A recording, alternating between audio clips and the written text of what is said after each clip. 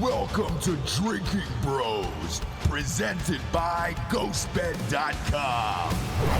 Yeah, welcome to Drinkin' Bros, kids.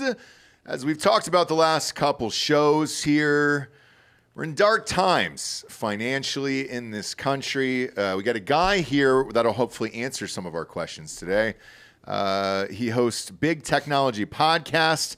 Alex Kantrowitz, welcome to the show again. Thank you. You were here before, yeah, it's and great now to be you're back. here in person, and it's weird because you're smaller in person. Yeah, I'm pretty short. So What are you bumping up against right now? 5'4"? no, come on. I don't know. 5'4". I mean, look, 5'4".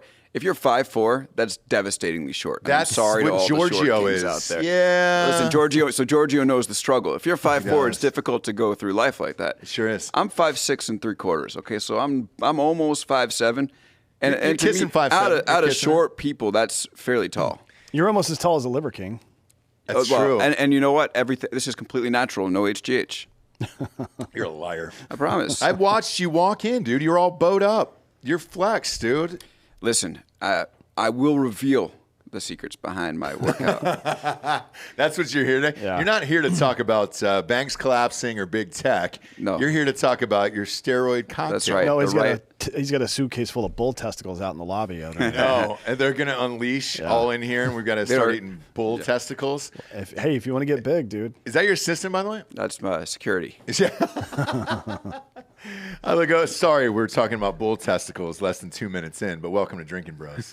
We listened on the way in, apologize. so I was like, here's a flavor of what this show is. Here you go. That was Yeah. a responsible Sorry. move on your part to give her, like, kind of inoculate her to this nonsense a little I bit. know, and it's like, how is this a top 50 show in the world? These guys are fucking morons. She's now got natural immunity to our bullshit. That's true. I guess It's is a great what way to we'll put say it. that, That's yeah. true. Yeah. First of all, what are you doing in town? South by Southwest? I'm here for South by, that's right. Did you give a speech? Yeah, I was here on a panel talking about the direct-to-consumer business. No shit. Yeah. What's So the answer?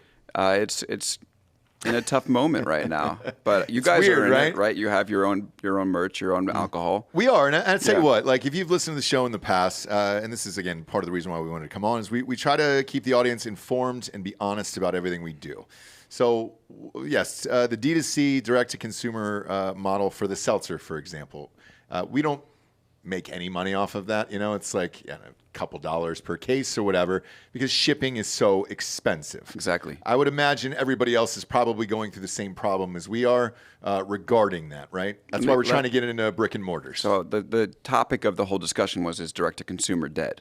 And I've been on the side of, yes, it's dead or it's in trouble. And one of the things that's happened, so I don't know if you guys have this, is probably made in the USA, knowing you guys and understanding that it's a beverage, but most of these companies are importing from China. And pre-pandemic, to bring a container in from China cost $2,000.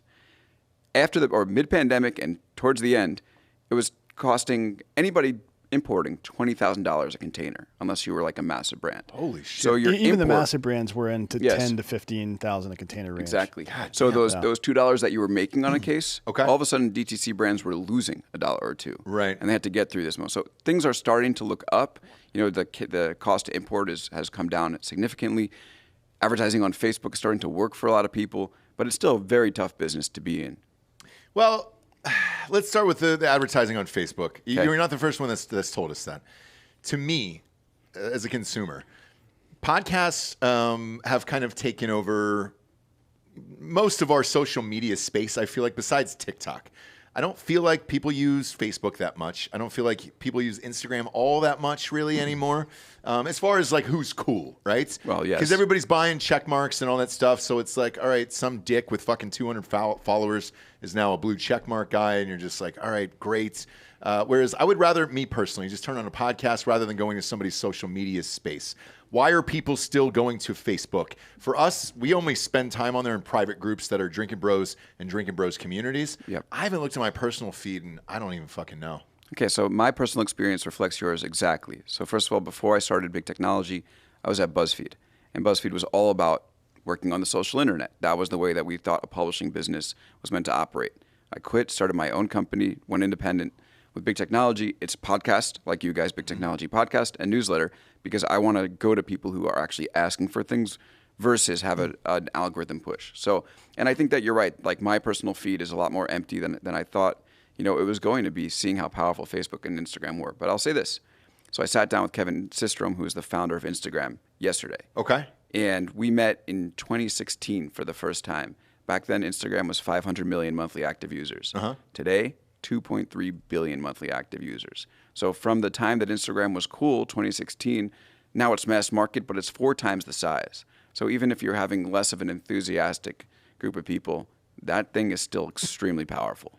Well, why is it suggesting other people's feeds for me that I don't want to see, nor do I care about, if it was extremely successful? Typically, you'd go on the app, and whoever you're following, that shows up in my feed. This is a mistake. In a row. This is a mistake that a lot of people trying to analyze tech and tech algorithms make, and it's that inside the algorithm, whatever content it decides to put in front of you, you think that yes is the right answer, meaning I wanted to see that. But that's not the case, right? Yes and no are both valuable, especially if you're on a platform that's designed to fucking rake in advertising dollars. Because now I know what you like and what you don't like. You understand the difference there? Yeah. So they've inconvenienced you a little bit, but just that much, a flick of the thumb, while gathering useful data from you. You know what I mean? That's why it's done. But aren't you worried about pissing off your users? Because for Did me, you hear what he just said? From the point it was cool until now, when it's like, Instagram sucks now. It's been almost a 6 multiplier. No, in their I user base. understand, but it also is just getting out to the rest of the world. Actually, almost a 7. Excuse me. Yeah, because look, in some places it didn't exist. They've clearly expanded and everything else. As far as who's got the algorithm dialed in my opinion, on all of social media platforms, it's TikTok. That's right.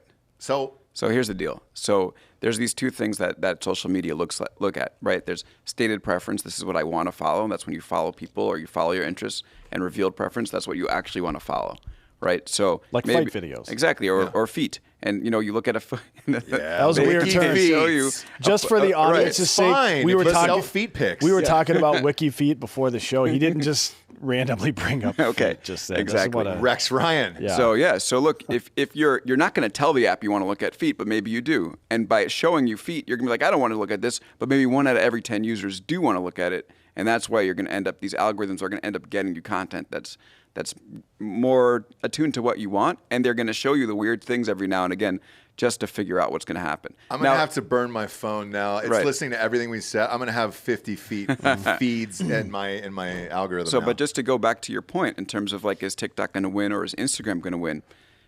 This is the thing that's going to happen from here.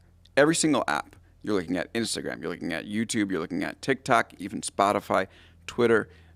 Kevin Systrom, the founder of Instagram, he has a new news app called Artifact. Okay. They're all going to look the same. Every single app now is going to have a For You feed and a following feed. Yep. Like you saw Elon, what was the first thing he did when he took Twitter over? For You feed, following feed, because that's where things are going. Yeah. And they're all going to homogenize. They're going to look exactly the same. And I think that what's going to happen is we're going to have one app that's going to really figure it out and be the one that takes over, and the rest are going to fall apart. And I do think that that TikTok does have that lead. And it's going to be war between them and everybody else to figure out who ends up being the one app to rule them all. Especially if an American company does end up buying TikTok. Right. Because back and forth with the legal bullshit, nothing's actually happened yet, except for, I guess it's banned on government phones, but that's been it so far. But yeah, I agree with you on that. That's 100% right. The problem with the homogeneity is that how do you distinguish your value proposition? You know what I mean? I guess at least it'll be interesting to see which one wins and why. Right. Based on how things are going, it's probably not going to be one that I like. And the other part to this, and I'm sorry to gangbang you like this, but you brought up feet pics, so I figure we can at least throw that in the mix, is you're using the same content for all of these apps. Because nobody could possibly make different content for that many apps all day long. We do the same thing. We have a social media department that cuts our clips for us. It goes on TikTok. It goes on Instagram Reels. It goes on fucking, YouTube now, because YouTube is trying to become TikTok as well. We just had a meeting with them, and they were like, put up the clips. A live show where they dinged us for having crazy guests on here and whatever else. We're lucky to get 15,000 views on it, right? But we start chopping up the shorts, same fucking videos we put on Instagram. Just in the last week alone, it says 1.8 million. It's pretty incredible. I have the same thing with Big Technology Podcast. It's like you put the YouTube video on, and that algorithm rewards you. And by the way, it's not just the algorithm, it's the user behavior also. It's the fact that people would much rather watch shorts than watch the longer videos. That's true. You have just an opportunity to reach many more people. But with YouTube, they're losing money. and they're losing advertising dollars. If everything is shorts, you can only put one, maybe 15-second ad tops before a short, and then it's over. The video that Dan had that went viral recently was 1.2 million views, and I think it was maybe 43 seconds. So where's your advertising dollars coming from if you can only put in one ad? So every part of the marketing funnel is important, from gaining the lead to converting the lead. More important, statistically speaking, than others, depending on where you are. And where you are will depend on what your strategy is, but understanding what you like and what kind of stuff you will click on is the most important part, in my opinion. Right? Getting attention these days is pretty, especially if you're a big company like Google, you can pay for attention. You don't have to go out of your way to get attention. The next thing is grabbing the psychographic data and seeing how you're going to react to certain stimulus and stuff like that. That's why Facebook marketing was so great from the 2014 to 16 period, because they were just full scale stealing all of your data. Yep. Although half of it you gave it to them on your own. Yeah. But there were no privacy protections back then, and they were just taking everything. And it was the most efficient period of digital marketing in American history. Right. And I understand that, and I understood the Facebook model. But Alex, how does YouTube monetize shorts to the advertising of a long form podcast? Like, that doesn't make any sense to me, because they told us on the phone, if you do a long form podcast, you're not going to get as many views as a short will. Absolutely. So here's the deal. Every time these networks or media companies introduce a new format, it takes some time for them to figure out the monetization side, right? You introduce something like stories, for instance. There was a lag between that thing becoming as popular as it was and these companies figuring out how to make money off of it. So we're right now in the point where Reels and TikToks have become popular, and now comes the monetization side. And I think there is one benefit of this homogenization, if you're the platform.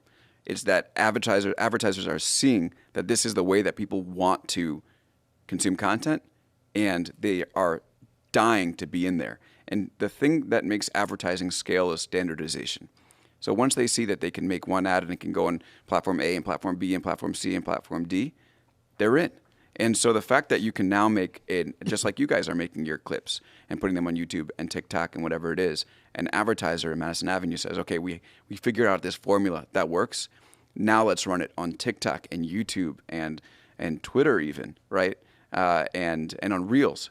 And we'll put some real money behind it. Whereas before it was like that little sideshow TikTok where you could get a lot of views, but how far is our effort really going to take us? Now your effort takes you a lot further because it's all over the place.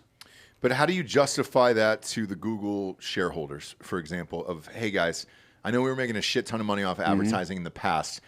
We're probably a year out from shorts catching up to everything else. Well, maybe. Like the data that they collect from the shorts is being fed into Google search engine, their search ad, right? So Google AdSense is the largest advertising platform on earth. More ads get sold there for more money than anywhere else.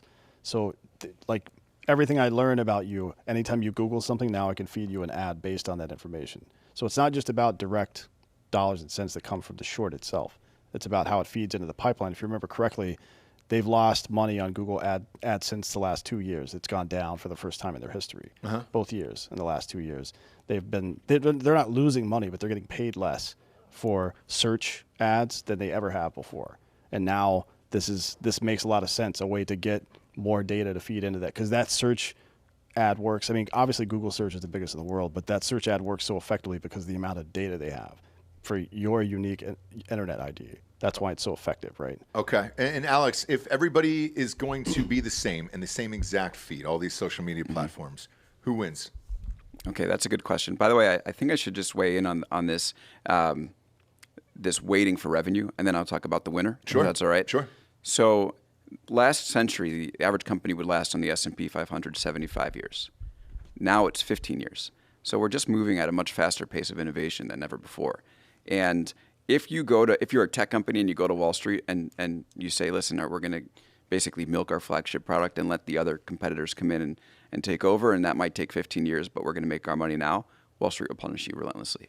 And so what you have to do is always be reinventing. And Wall Street has come to understand that if you're a Google, for instance, you're going to prioritize putting that other product ahead of your flagship, because you know that it's a matter of life or death. The same thing with chatbots, by the way.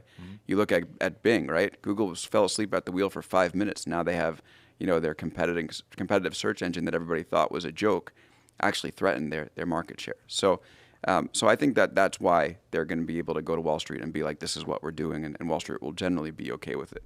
Now, in terms of who wins, TikTok does seem to have a head start, and you look at a company like Meta, right, which has not only Reels on Instagram, but they're doing it on Facebook too. You're talking about billions of people that are putting content on there. I think eventually there's going to be a chance where they collect enough data. They have like really good machine learning folks inside the company. They collect enough data. They have enough users that they can give TikTok a run for their money. But if you told me to, okay, gut check right now, who's going to do it, assuming no government intervention, I say TikTok. Right. Right. And is it because people have not figured out that algorithm and who did it? Because to me, that's what separates it from everyone else. That algorithm on TikTok is something special. I don't know what it is. And I'm not a big social media guy whatsoever. But even I'll get sucked into videos there, and it's for whatever reason they know, and I barely use the platform. So why and how did they master and crack this code that nobody else could? So this is what I've heard. Can't confirm it yet, but I think it comes from a credible enough source that I'm willing to talk about it. My understanding is TikTok indexes a much wider variety of videos. So, and actually I can like say this from my own experience. When I start posting on TikTok, the first few videos got so many views, like hundreds of thousands of views from the podcast. When I first started posting on Instagram, they got no views because Instagram wants you to build a little bit more credibility before they're going to push you out to everyone. So because TikTok is indexing such a wide variety of videos, they're much better at finding the better ones first. And they do it by farming out each video to a handful of their users and seeing how they respond by the data. So anyone who posts to TikTok will know that there's kind of a step function there where you'll initially get like 10 views, and then it will decide if it wants to put you to 200, then you get 200, and then it will decide if it wants to put you to 2,000, and then there will be these like kind of lags in between where you'll be in the 200 bucket, and the next thing you know, your video goes from like 200 to 10,000 in like 20 seconds, and then just sits there. That sounds again. That sounds a lot like YouTube's algorithm. So YouTube, this is the way they used to serve content. They would serve it to 10% of your subscriber base immediately. And then based on how they reacted and how quickly they reacted, they would serve it to more and more. And then there was a feed to put it on the main feed and all that stuff like that. But it seems like what TikTok is doing is this is going, instead of 10% of your subscriber base, it's going to maybe, let's say it's 10% of people who identified with that particular hashtag or whatever it is. Because you remember, you've been on, I don't have TikTok, but I've seen it. There's 35 goddamn hashtags in every single one, right? So it's like more data is making things more efficient, essentially. But I think the strategy, too, of serving it broader to the psychographic affinity group than just your subscribers specifically is probably the smartest thing that they do. Discounting the followers makes a ton of sense. Yeah, because mine, I was on the other. It's about the content, not about rewarding people with big accounts. It's about the content. And there's one thing that we haven't talked about here, which I think is also important in terms of who's going to win, is these companies go nowhere without creators. Like without you putting your stuff on YouTube, without you putting your stuff on Instagram and TikTok, that's a big hit to these platforms if you as a creator decide you don't want to be there. So I think there's going to be a demand side thing, right, which is all about the algorithm. But the companies that figure out the supply side are going to be in really good shape. And that's why you have somebody on YouTube that will answer your phone calls, right? Well, not really. I had to pay somebody. Well, exactly. Okay. Wink. There's a little cash underneath the table. Listen, the harder they make it for you to get in touch, that's going to be worse for their platform. And I think that you see that they're going through efforts, whether it's customer service or creator funds, where they're going to pay out money no matter if it's profitable for them or not. Yeah, so I'm currently getting paid, full disclosure to the audience, if you follow me on Instagram, I'm getting paid to post reels. Yeah. So I get either $1,200 or $1,800 a month, depending upon how well the videos do or whatever, but it's a minimum of $1,200. Now, I've got kids. That pays for preschool. You know what I'm saying? Like monthly, where it's like, great, I'll just post weird fucking videos. Sometimes it doesn't have anything to do with me whatsoever, but why pass on that money? Whereas TikTok isn't paying, YouTube isn't paying for these yet. Is that going to be something that happens in the future? Yeah, I think they're all going to realize that they're going to need to pay for content. Now that would benefit everybody. Yeah. Correct. And then I would be in. But how's that going to look? Because YouTube's been doing that for a long time, and there have been peaks and valleys, and now they're pivoting to a new thing, right? So it's not necessarily just the best idea to put a CPM on a fucking download or view number and let it rip. You know what I mean? So there's going to be some strategy there. I don't know if it's going to be Somebody like Twitter, like he wants to broaden their content creator and paid content creator stuff. I don't know if it's somebody like Elon or somebody else that does this, but bringing in some of the direct response ad agencies to link them up directly. Because on TikTok, the way to make money is to go to like Manscaped and say, hey, Manscaped, I'll make you a video. Here's how much my videos usually get. Here's my CPM. Give me money. And that's, you got to do it all yourself though, right? Right. If that's somehow integrated into the platform, or if it is integrated kind of shittily. TikTok does have almost like a beta version of that. They do, but it sucks. Yeah, it does. It sucks ass. And nobody else does that very well specifically. I think that's a big part of it. And the other part I think would be to determine who the winner might be. And this is what I would do if I had the money. I would pay the top rate for your content, right? Uh-huh. And then just part of the contract is a fucking 3-day blackout period or something like that. Whatever it happens to be. 72 hours. Well, it's funny that it's basically the deal that Trump has with Truth Social. Right. It's funny that you said that. So I was on that model back in the day. I come from a Hollywood background. I was doing movies and TV shows and all that stuff. With that, when the creation of Funny or Die happened, they were hiring comedic actors who, in between movies, would come and shoot these sketches, and then you had the sketches on their sites, and then you could resell them to other sites after. It was 30 days back then, which was a long time. But I was doing it. So the next route for me after that, after I made those sketches, I sold them to a company called Break.com. Do you remember that company? No. That was the one that broke Bo. Shit, everybody loves that fucking guy. Bob, you know Bo it. Burnham. That's it. He was the one that was doing videos out of there, and then, the feed kind of looked like AFM, America's Funniest Home Videos, and then they had 7 on the page for the day, and then it switched over and went to everything else. And then that was 15 days, and then I could resell it to somebody else, and it went down the line. To Dan's point there, if we're doing that, how fast and how quickly do you think that is around the corner for us? By the way, I like Dan's idea a lot. That's a great idea. Well, you have to think about what people value right now and give them that value. What do people right now, the people that are content consumers on the internet, what do they value right now? They value having what they want right fucking now. And something that's whether new. It's Amazon or DoorDash or podcast or whatever else, streaming on Netflix. I want it now, and I want all of it right now. Yeah. And if you can create any kind of delay between yourself and your competitors, you won that game. Yeah, and my perspective is it is still a little bit away. I mean, YouTube just rolled out this broader sharing of revenue on Shorts, and I'm on that. And are you making money? No, me neither. I think we're not making fucking $1 on YouTube. The revenue share on that thing is embarrassing. I feel like it's like 2 cents per 1,000 views. If you're lucky. I'll go ahead and read these live on air because I don't fucking care. I was just looking for mine too. I can't find them. No, I'll read them to our listeners here. So.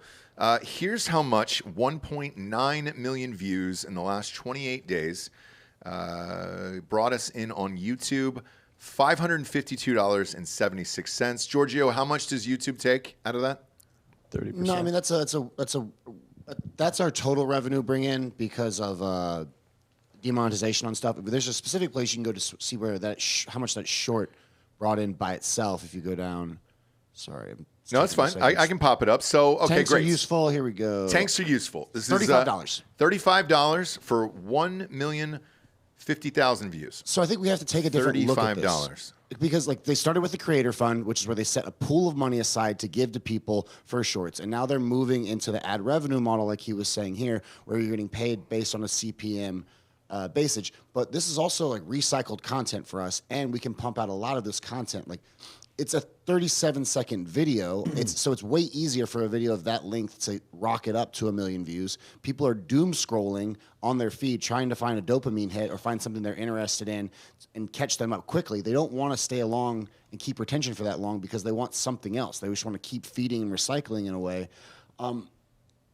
Whoever wins these and finds a way to pay you the best money and throw ads in the middle or ads that look like shorts. So what I've seen a lot of success now from some of my creator friends is they're making brand content shorts for YouTube. Okay. So they're getting hired by brands to make shorts that look like popular TikToks or popular shorts that people are doing, but are based around brands. Gotcha. So that's been going on for a while. But the platform doesn't want that. Right. They want to be the Right. middleman. Yes. Not only that, that's not a good way for the platform to entice creators to be on. Because if Correct. they say you need to do the work and you need to sell for yourself, then that's actually going to be a disincentive to creators versus them just trying to pay. And I found mine. So I've had 173,000 views on my shorts over the last 28 days. Okay. Small time, but it's a tech That's fine. audience. And $13.72. Well, You're you're buying a third of what we made for a million views on ours. So what the fuck? It's crazy, right? Yeah. so What are you doing tonight? What time are you retiring? $13. I mean, we can all go out to the bar later. You think so That's on that me. 13? Put that in Bitcoin. I mean, you guys know there's some good happy hours in Austin. There's a couple. But I want to add something else. So you look at, I don't want to say like the bigger, more established tech channels like Linus Tech Tips or Unbox Therapy or something. They're recycling their content. I think they're making a little bit more. So is it about like using the views to then grow an audience and ramp yourself up to then drive them to your longer form content in a way to then monetize there, and then that will then grow your short. Then But that's that the grows your hope for shorts ours. again. Yeah, that's what I said to the guy from YouTube. I said that would be the hope for us. But then So I it's said like- I'm willing to put up my shorts. However, I hope this drives into the long form shows.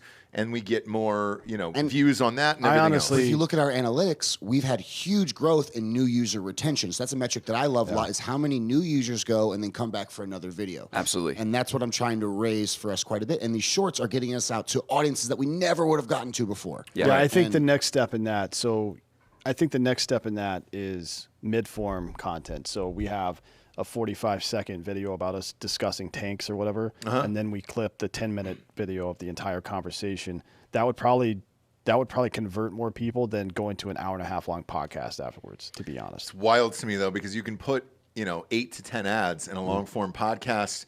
Advertisers are happy, everybody's happy, because I love watching video podcasts. And right now, with my conversations with YouTube, they were like, "Hey, that's our most successful. We're keeping people." And they were like, "You guys are in the top 1% of all of YouTube in an average watch time."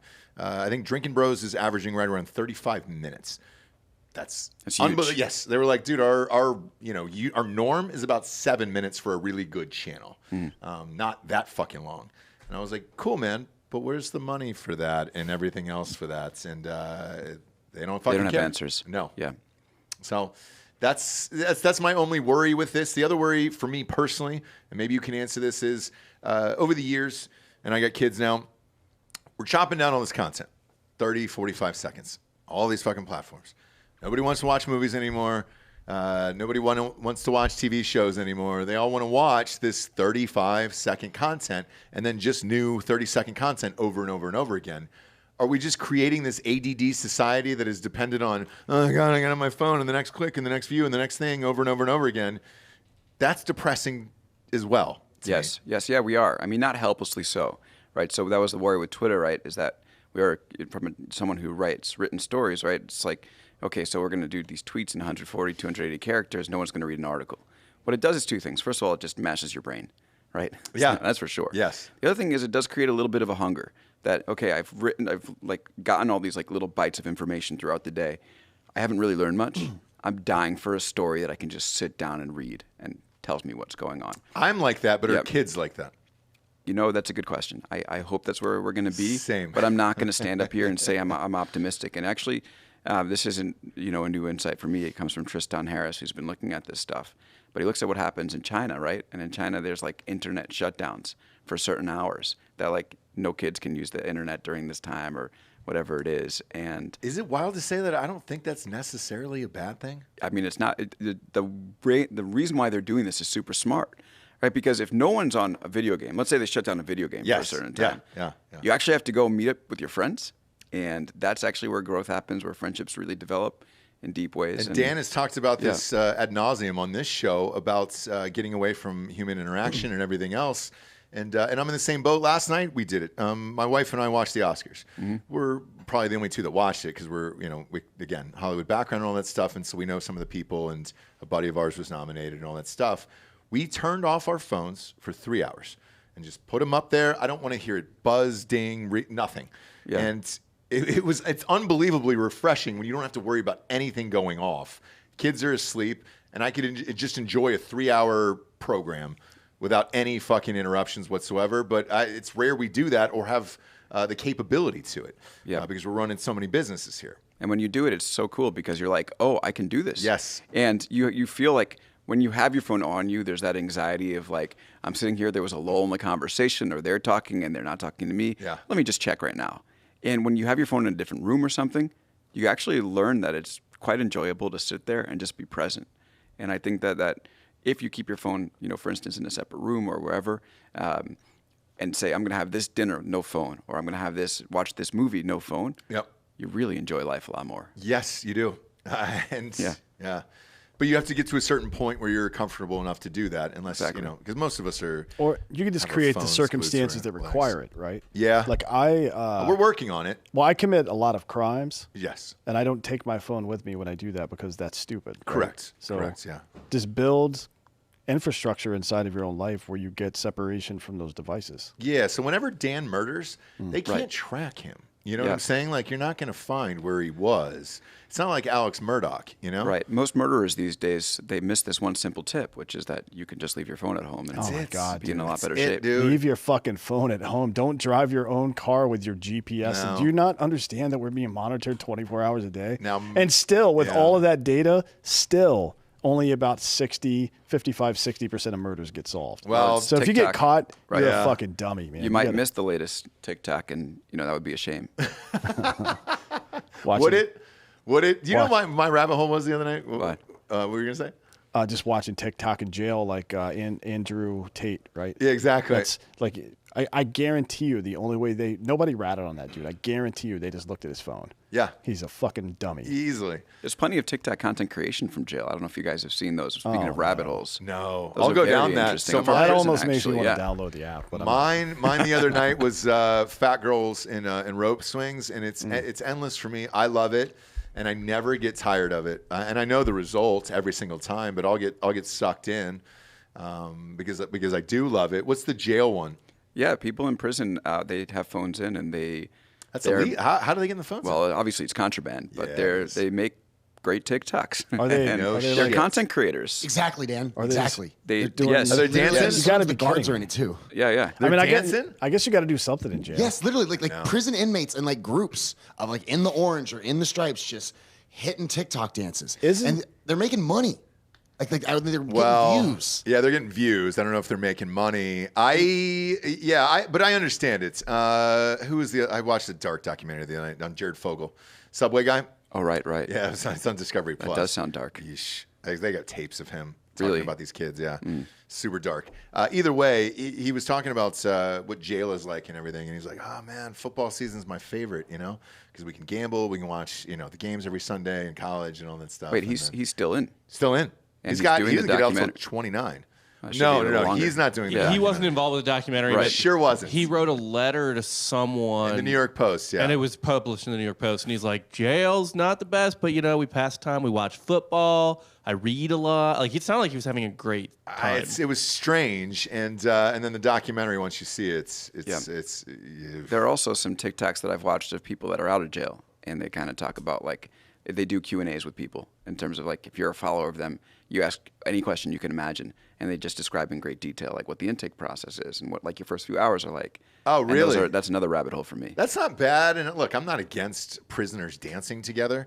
It's better than rape. So like that's fine. Didn't they do this on like season 2 of Arrested Development where they did a play for the prisoners or some shit? They were singing and dancing Yeah, together. he I was can't put remember in. what I was. remember him wearing like the bandana. Like the Oh yeah, it was Tobias. That's Yeah. right. Well, there's a podcast that's big called Ear Hustle, and they're top 200, and they do it live from jail. Is it San Quentin? I'm not sure, but I forgot one of my favorite ones is the women who date men in jail and do TikToks about that. Oh, It's like a Whoa. preview beforehand, and then like sometimes it's them like getting in with it or like on the outside in a way. Okay. And they kind of describe what it's like J76 of like dating my felon and Wow, look at that, dude. I mean, Giorgio, let's face it, that's probably what's going to happen to you. Giorgio, it is, okay? I love you. But that's going to be a fun thing when you see your lady dancing for you and all that stuff. No. I'm getting in on this crypto trading cards. Let's I'm get t- into I'm it. tired of hearing about Let's get into it. Crypto. How long is that going to last? I mean, isn't it already over? That's what I feel like. Yes. Please tell it to him. What hope do you have for crypto? Thank you. A linear ledger, it's some sort of online validation for digital art. That's what I'm saying. Like in any way, like it doesn't have to be a fiat or a currency in any way. It doesn't have to be a transfer of value, but just like some sort of validation for digital goods. Also, Bitcoin was what, down to $3,000 before COVID? Don't know. I don't follow as closely as you guys. So what's your guess? I mean, look, the one thing I do have hope for is Bitcoin.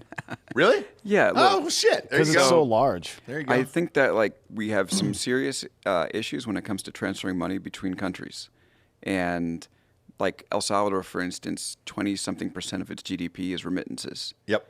And that's why El Salvador went all the way in on Yes, Bitcoin. yes, And yes, in fact, they did. having 20% of Oh the yeah, GDP? but Right. when it dropped, that really hurt the country. I mean, it hurt the country. It really hurt the country. Yeah. So I don't think the country should have invested its reserves in Bitcoin. That seems neither. to me. But in terms of like quality of life, or like saying, hey, like maybe you can get around these large, ridiculous institutions like Western Union that take a tremendous amount of your hard-earned money or your relatives' hard-earned money, and maybe find a way to transfer digital currency like Bitcoin. To me seems like one possible option, but it's definitely not fast enough or efficient enough right now to serve that purpose. Which is where your layer 2s come into play. And I feel like, why do a layer 2 versus starting a more efficient crypto? And then all these other more efficient cryptos come in, and some are so efficient, you're like, there's no real difference in them now. And So they're just like fighting it out. Do you know what like El Salvador like is like right now? You can go down to places like El Zante, which is called Bitcoin Beach there. And I was there a year ago, so I don't know if this is still was the it? case. It was very interesting. And it has all these layer 2 solutions, these wallets that are like basically will do the efficient instant transaction for you. And they're subsidizing transactions in that neighborhood. So like Oh, you want wow. to go get a coffee, it's 75% off if you pay with X wallet. Puerto Rico was doing That's a very really good similar idea. thing. I mean, that works in the vein of what crypto is supposed to be, decentralized currency, right? I mean, that's a good idea. Yeah. Did you enjoy it?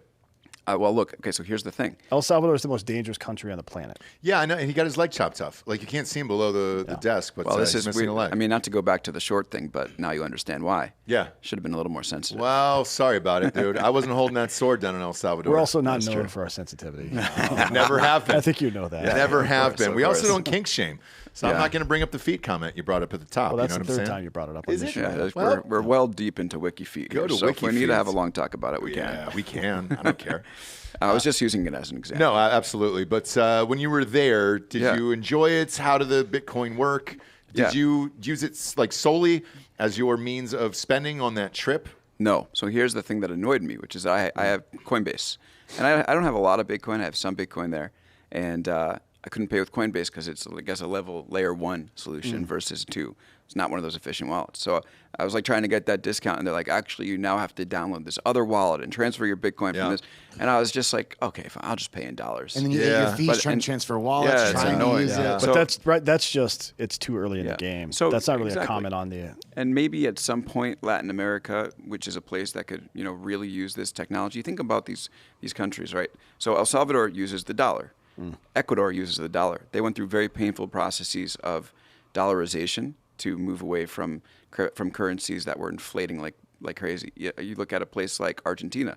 Last year, inflation was somewhere around 80%.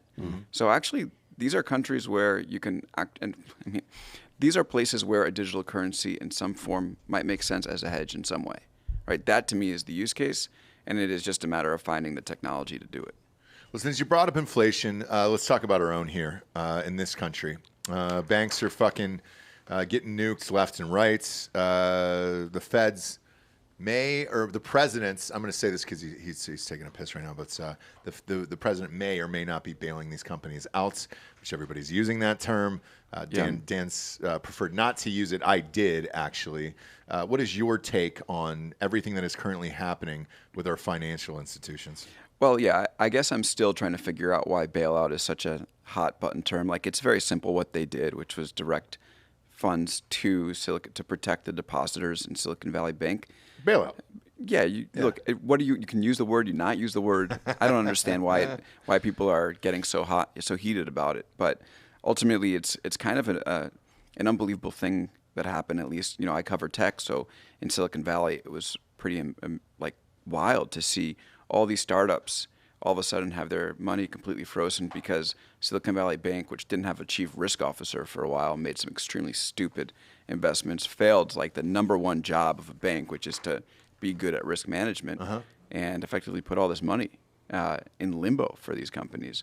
And so like we're now at a point where, okay, that problem was staved off thanks to the federal government, but we'll see if there's contagion or not. And I mean, it wasn't just Silicon Valley Bank that was put into receivership by the FDIC. It was also, I think it was Signature Bank as well. Signature, yeah. And then you have First Republic First Bank Republic, that's in trouble. it's right now that just popped up on my screen as we speak. What happened to First Republic? I haven't heard that story yet. So I don't know all the details of it. I think we're still working through it. But basically what's happened is banks that had the smaller regional banks that had exposure similar to Silicon Valley are having people basically make a run on them and say, my money is definitely not safe here, and I'm going to put it in a bigger bank, or I'm going to put it in an alternative bank. And, obviously it happened pretty quickly with Silicon Valley because, A, they made some very stupid decisions, but B, venture capitalists are kind of pack animals that once a handful of them go, everybody goes. So it's like super prone to something like this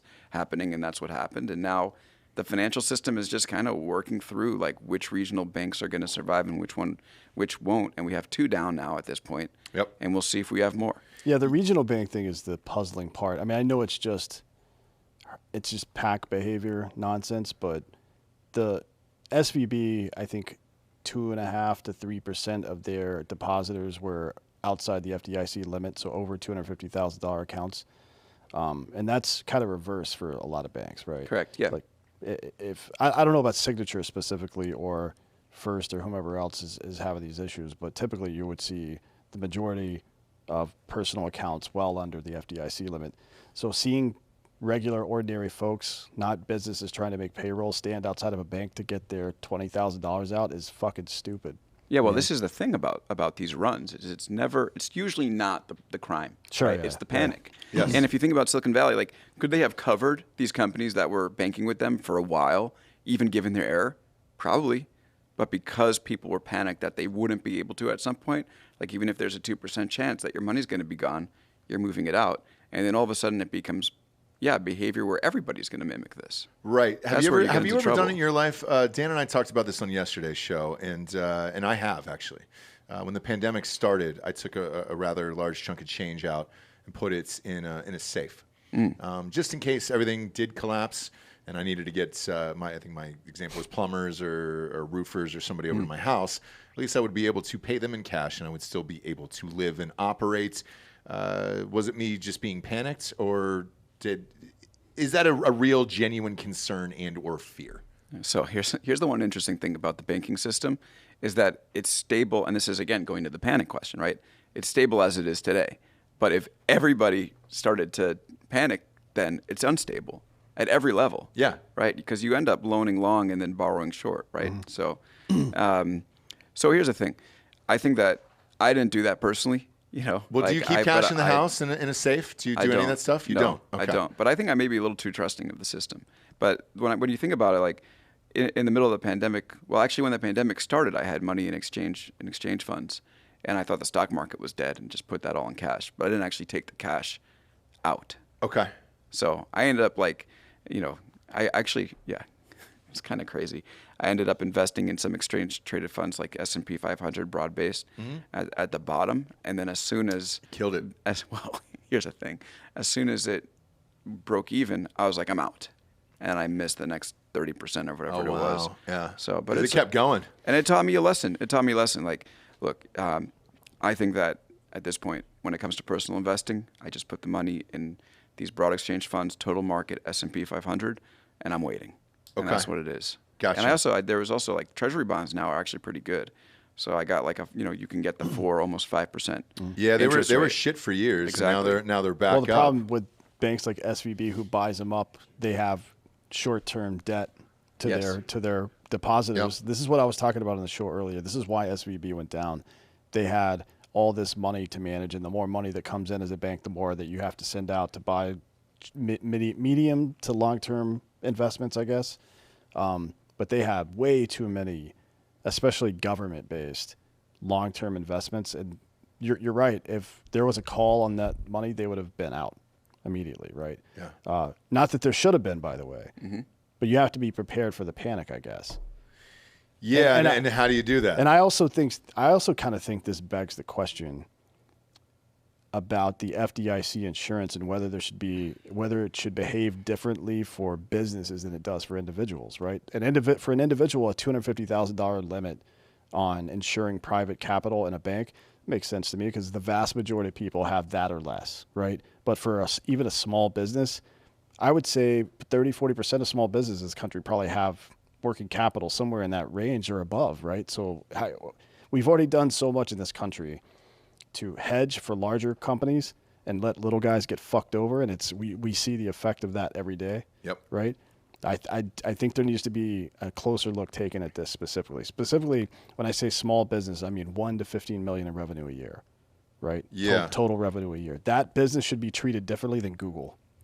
Yeah. When it comes to FDIC and banking. Yeah, I agree. Were you surprised that Biden went on Sunday night and made that call before the Asian markets opened? No, I wasn't. I thought he had to, right? Like at this point. I did too. Yeah. I just didn't think that. I can't remember a president Right. in my life doing it on a Sunday night before the markets opened, knowing that you could potentially crash the world. Especially after he's already had his Sunday night dinner at 4:30, right? And then his ice cream follow up, a and little late. he's been put down for his nap at this point. And so they had to wake him back up, Yep. change his diaper, put him in a suit. And the computer was upstairs, I heard. So he fell up the stairs, I think 3 or 4 times, and then before he hit the button. But no, in all sincerity, it was odd. I think it was the right call.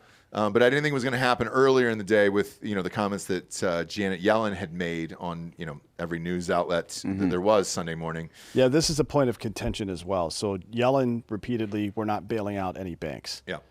And they haven't, in my opinion. So they set up this fund from the Fed that will give out a 1 to 3 year loan to cover liquidity issues, and then it's a interest bearing fund. And the government's going to end up the Fed will end up making money on it, but it doesn't cost the taxpayers anything. I think that's a pretty reasonable thing to do, frankly. Yeah. What are your thoughts on that? No, I agree. I think it is a reasonable thing. And I think, one of the things that's not being talked about enough is the fact that there was such a long delay for them to get this done. And I think you hit on it perfectly right. Why wasn't this something that was, they knew they had a problem last week. So Yeah. why did they let everybody kind of flail through Friday and the weekend, which bleeds into Monday? We're seeing that all these banks are in really tough shape now in the market, as opposed to like announcing the solution right away.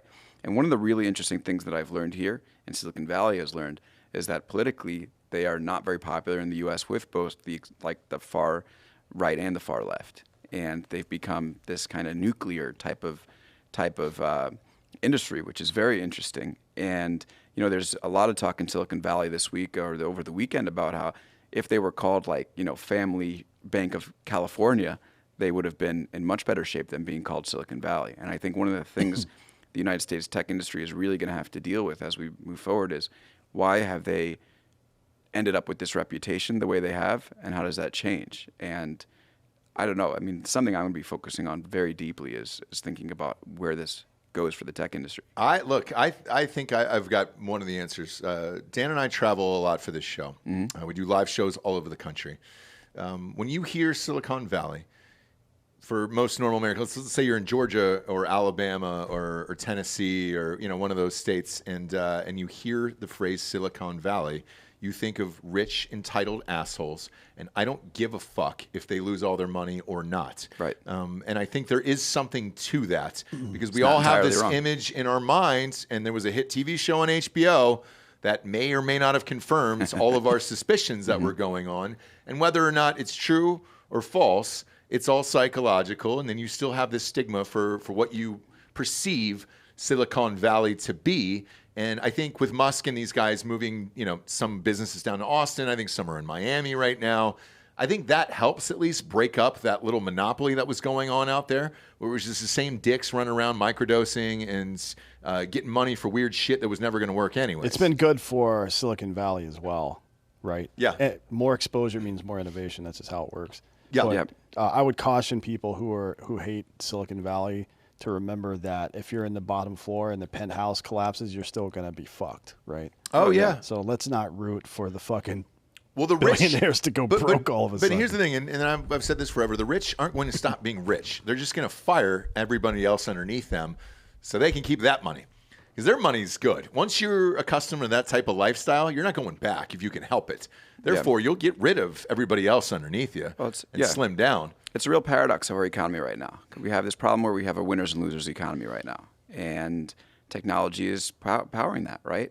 I mean, if you think about the amount of employees it takes to make $1 million inside a tech company, it's much smaller, right? Instagram had, what, 16 employees when it sold to Facebook for $1 billion? Forced to Facebook, you mean?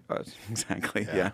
We all know that story. Yeah. So, look, I think that, right, when Zuckerberg was like, you come over or we're going to nuke you guys. Yeah, I saw the email. Yeah. So, but look, I think that, so yeah, it's a problem. And they are definitely the sort of spearhead of this winners and losers economy. The other part of it is that they're helping to drive our economic growth, right? So how do you handle this from a policy perspective? How do you think about it from a societal perspective?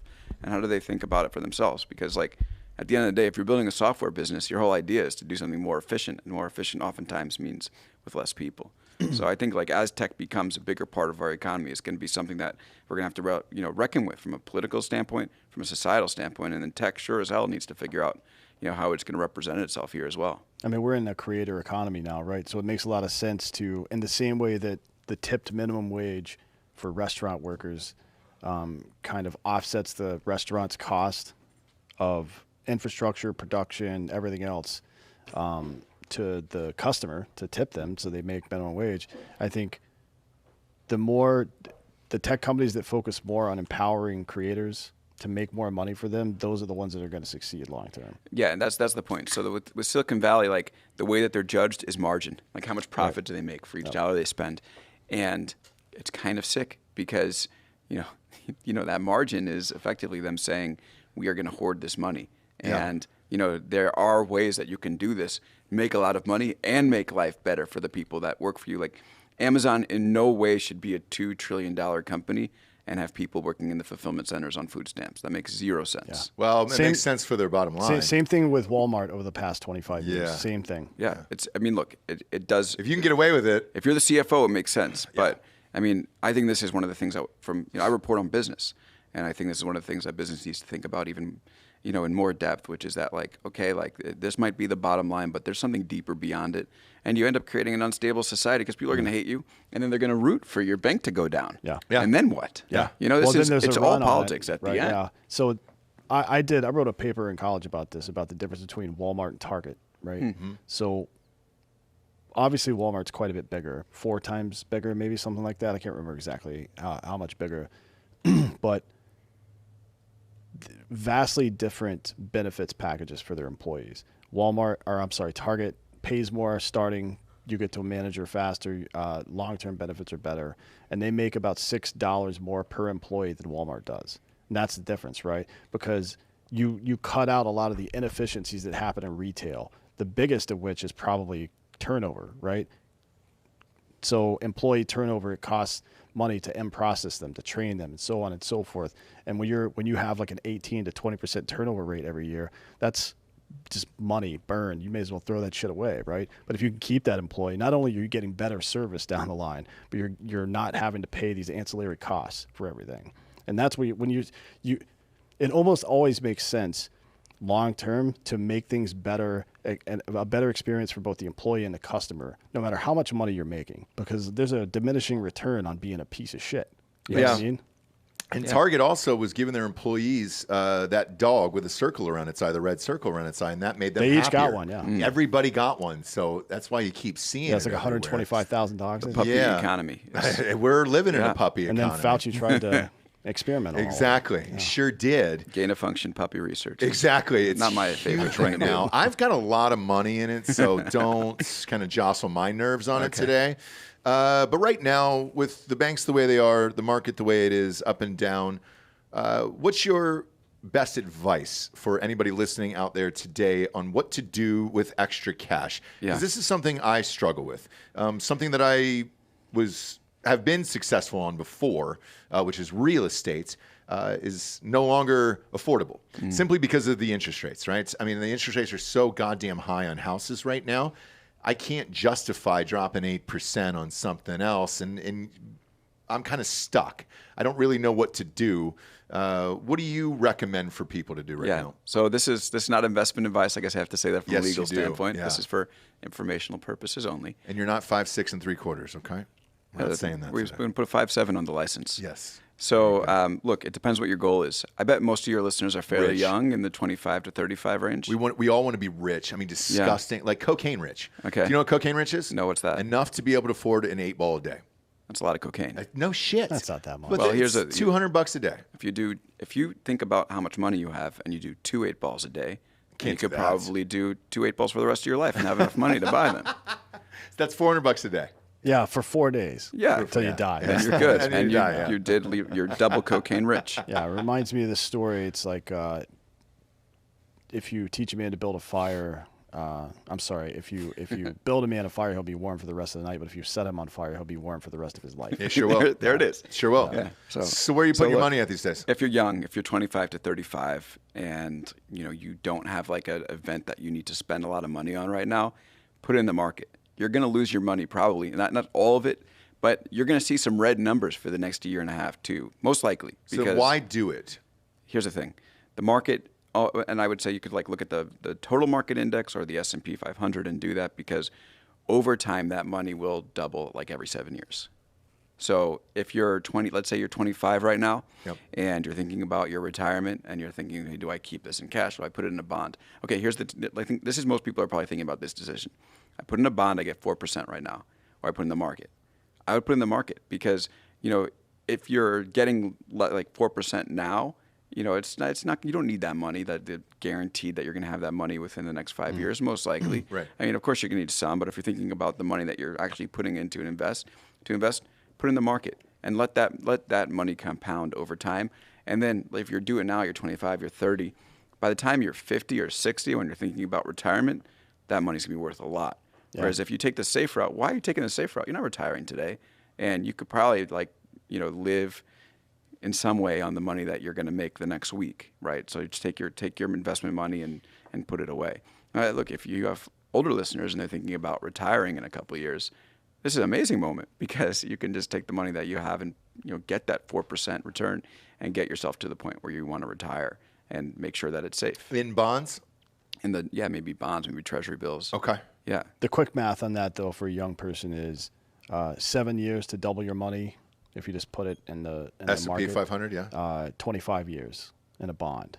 Okay. And then 0 years to get rid of all of that money if you just leave it in your account because you'll spend it on something. Exactly. So, I mean, I'm 35, and I have almost, let's see, maybe 20% in bonds right now, and that's just money that I think I might need next year. Okay. And then 80% in the stock market. And how long do you have to leave it in bonds? Because that's something I've never dabbled in. So I'm doing 6-month bonds right now, because I was like, all right, I'm going to put it in. What's the return rate? It's 4%. Okay. But it's That's like, not I bad. think 2% over those, because it's half a year. Yeah, sure. So it's pretty good. And Yeah. by the time it comes out, I could probably put it in again for another 6 months, like thinking, okay, am I going to need that cash right away? Right. And then maybe that rate's going to now be 2.5% instead of 2%, because like the Fed rate probably will sit at 5%. And then, yeah, I mean, I'm definitely seeing some bad numbers in terms of the S&P 500 and the total market accounts, but I can stomach those. Like, it doesn't feel good to look at my account and be like, oh shit, where did that money go? But I know if I leave it in for long enough, then it's going to be in a good place when I need it. And, it sort of goes to it's kind of an old cliche when it comes to investing, but time in the market always beats timing the market.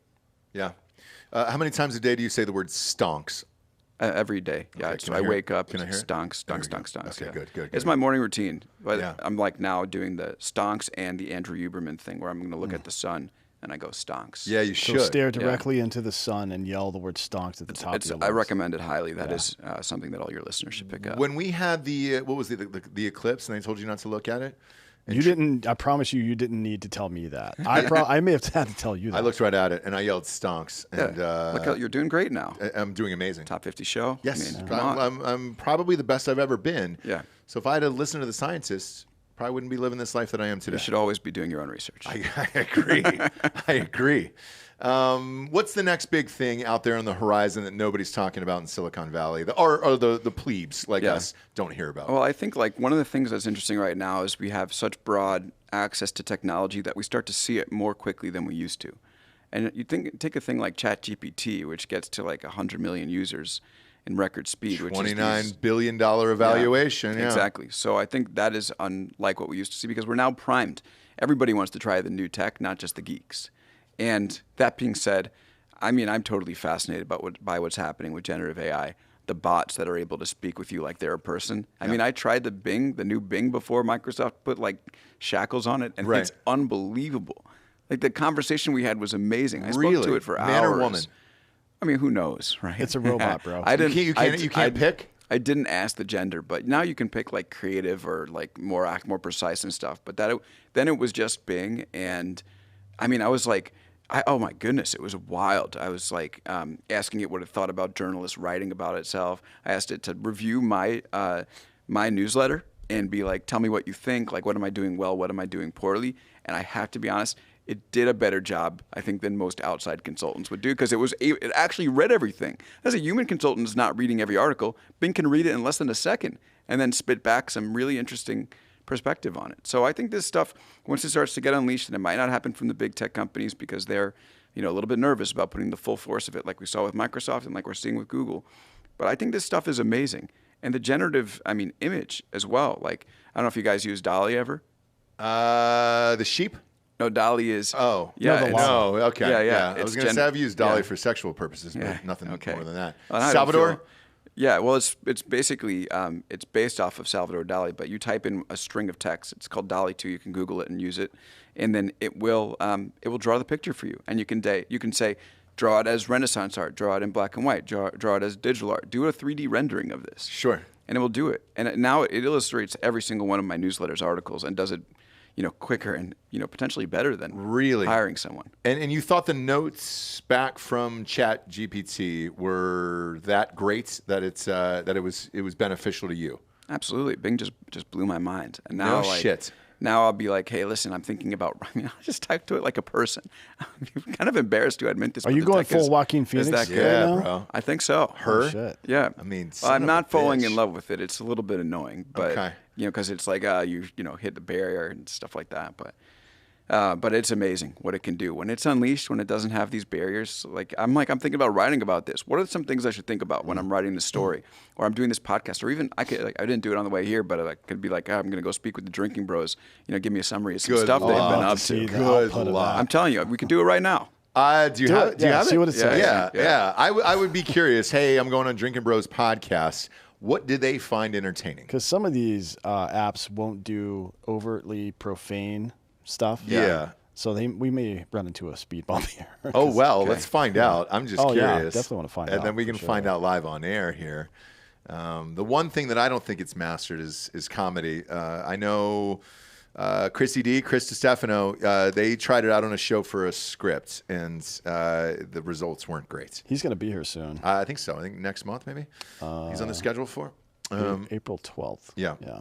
That'll be fun. But and Brad and Adam are both going to be here too. Shit. really, Yeah.